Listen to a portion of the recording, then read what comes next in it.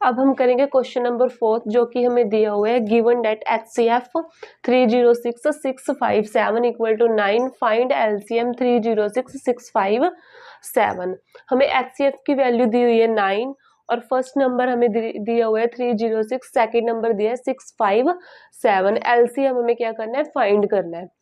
LCM find करने के लिए मैंने आपको इंट्रोडक्शन में फॉर्मूला बताया था, वही फॉर्मूला यहाँ पे यूज होगा। सबसे पहले हम लिख लेते हैं जो जो हमें दिया हुआ है वो लिखेंगे हम पहले।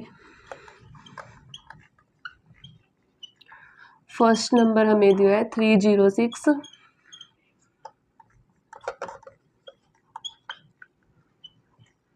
सेकंड नंबर हमें दिया है 657 और HCF की वैल्यू हमें दी हुई है 9। LCM की वैल्यू हमें करनी है फाइंड। हम फॉर्मूला लिखेंगे HCF multiply LCM equal to first number multiply second number. HCF की वैल्यू क्या है हमारे पास 9 मल्टीप्लाई LCM हमने फाइंड करना है। LCM same as it is.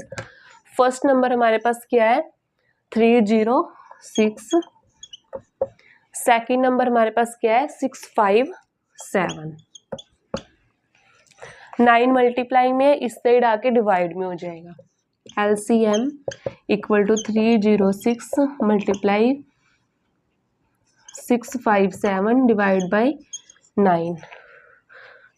306 को हम 9 से डिवाइड करेंगे, देखो क्या आएगा। 306 को हम 9 से डिवाइड करेंगे, 9 3 जा 27, 30 में से 27 कट करेंगे 3, ऊपर से लेंगे 6, 9 4 जा 36। 306 को हमने 9 से डिवाइड किया, हमारे पास आया 34। 34 की हम मल्टीप्लाई करेंगे 657 के साथ, 34। 4 7 जा 28, 2 कैरी। 4 5 जा 20, 20 और 2 22, 2 कैरी। 4 6 जा 24, 24 और 2 26। 3 7 जा 21, 2 कैरी। 3 5 जा 15 और 2 17, 1 कैरी। 3 6 जा 18, 18 और 1 19, 8 2 और 1 3, 6 और 7 कितने हो गए 13, 1 कैरी। 9 और 2 11 और 1 13, 1 कैरी 2। LCM की वैल्यू हमारे पास आ गई 233, सॉरी यहाँ पे 2 आएगा, 22338। LCM ही हमने फाइंड करना था। LCM की वैल्यू हमारे पास आई है 22338। इस प्रकार हमारा क्वेश्चन नंबर 4 हो जाता है कंप्लीट। अब हम नेक्स्ट करेंगे 5th क्वेश्चन। अब हम करेंगे क्वेश्चन नंबर 5th जिसमें दो है check whether 6n can end with the digit 0 for any natural number n। इसमें हमें एक नंबर दिया गया है जो कि 6 है। इसमें हमें 6 की वैल्यू दी हुई है n और n एक क्या है नेचुरल नंबर है। हमें यह बताना है कि जो यह नंबर दिया हुआ है वो n की वैल्यू पर डिजिट 0 पर एंड होगा या नहीं होगा।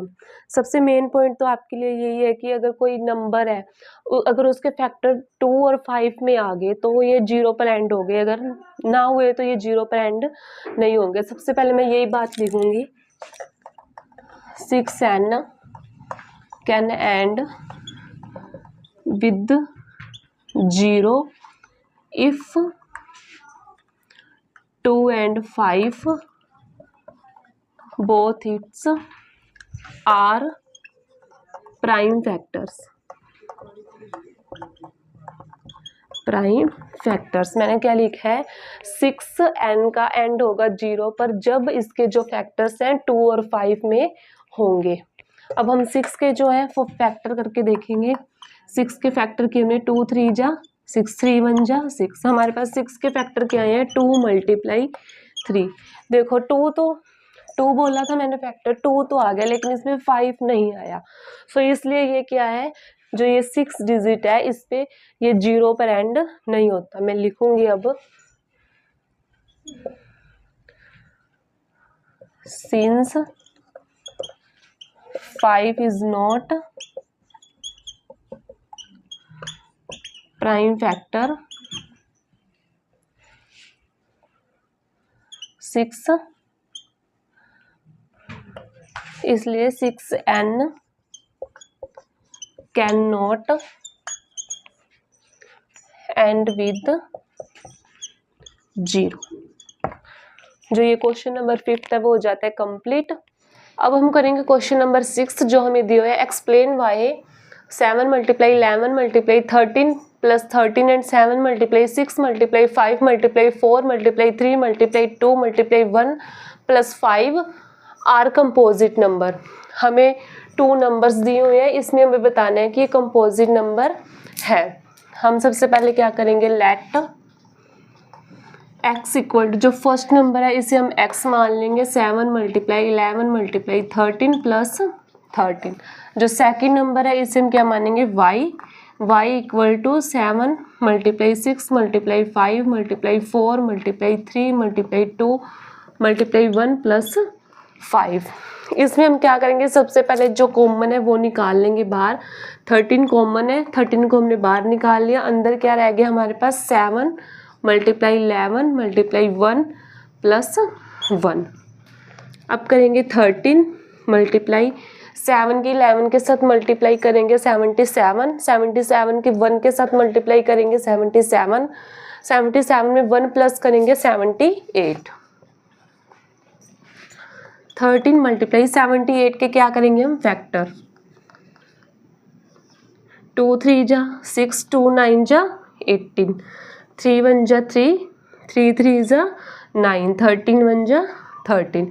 78 के हमारे पास कॉमन फैक्टर आए हैं 2 × 3 × 13।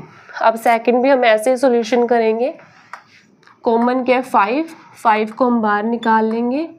अंदर हमारे पास क्या रहेगा 7 × 6 × 1 × 4 × 3 × 2 × 1 प्लस 1 5। इसको हम सॉल्यूशन करेंगे। जो हमारे पास नंबर दिए हुए हैं 7 6 जा 42, 42 1 जा 42, 42 की मल्टीप्लाई करेंगे 4 के साथ, 4 2 जा 8, 4 4 जा 16। अब इसकी करेंगे 3 के साथ मल्टीप्लाई, 3 8 जा 24, 2 कैरी, 3 6 जा 18, 18 और 2 20, 2 कैरी, 3 1 जा 3 और 2 5। अब इसकी करेंगे 2 के साथ मल्टीप्लाई, 2 4 जा 8, 2 0 0, 2 5 जा 10। इस इक्वेशन के हम 1 के साथ मल्टीप्लाई करेंगे, हमारे पास यही आएगा, फिर 1 प्लस कर देंगे, 8 और 1 9 0 0 1 1 0 0 9। देखो सबसे पहले हमें ये पता होना चाहिए कि कंपोजिट नंबर कौन से होते हैं। कंपोजिट नंबर वो होते हैं जिनके फैक्टर 0 और 1 के अलावा भी हमारे पास फैक्टर हो। देखो 0 और 1 के अलावा हमारे पास फैक्टर है, सो हम लिखेंगे बोथ नंबर्स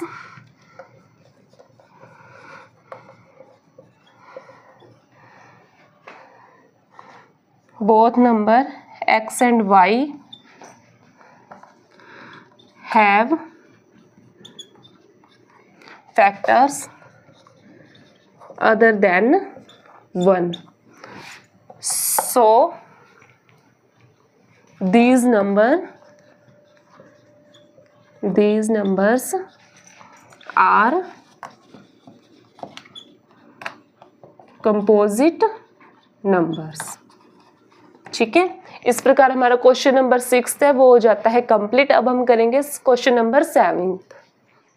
अब हम करेंगे क्वेश्चन नंबर 7 जो कि हमें दिया है, there is a circular path around sports field, Sonia takes 18 minutes to drive one round of the field while Ravi takes 12 minutes for the same. Suppose they both start at the same point and at the same time and go in the same direction. After how many minutes will they meet again at the starting point? सबसे पहले देखो there is a circular path round a sports. ये देखो ये circular path है जिसमें Sonia takes 18 minutes to drive 1 round of the field. इस पूरे राउंड को लगाने में जो सोनिया ये मेन पॉइंट है। सोनिया पूरा राउंड लगाने में कितना टाइम लगाती है 18 minutes. While Ravi takes 12 minutes for the same. और ये रवि है, रवि ये राउंड लगाने में कितने टाइम लगाता है 12 मिनट्स। आगे suppose they both start at the same point and the same time. Suppose करो कि ये दोनों जो ये पॉइंट है इकट्ठे सेम टाइम पे सेम डायरेक्शन पे जा रहे हैं। After how many minutes will they meet again at the starting point. ये कितने टाइम पे दोबारा स्टार्टिंग पॉइंट पे मिलेंगे। हम लिखेंगे the minimum time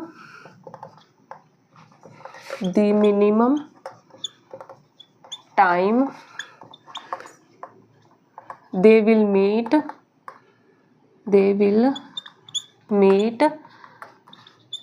is the LCM of 12 and 18। जो 12 और 18 का सबसे पहले हम क्या निकालेंगे फैक्टर निकालने के बाद हम इनके निकालेंगे LCM। 12 के हम फैक्टर्स निकालेंगे 2 6 जा 12, 2 3 जा 6, 3 1 जा 3, 2 9 जा 18, 3 3 जा 9, 3 1 जा 3। 12 और 18 के हमारे पास फैक्टर्स क्या आए हैं 2 × 2 × 3 और 18 के 2 × 3 × 3। LCM निकालेंगे हम। LCM निकालेंगे 2 × 2 × 3 × 3।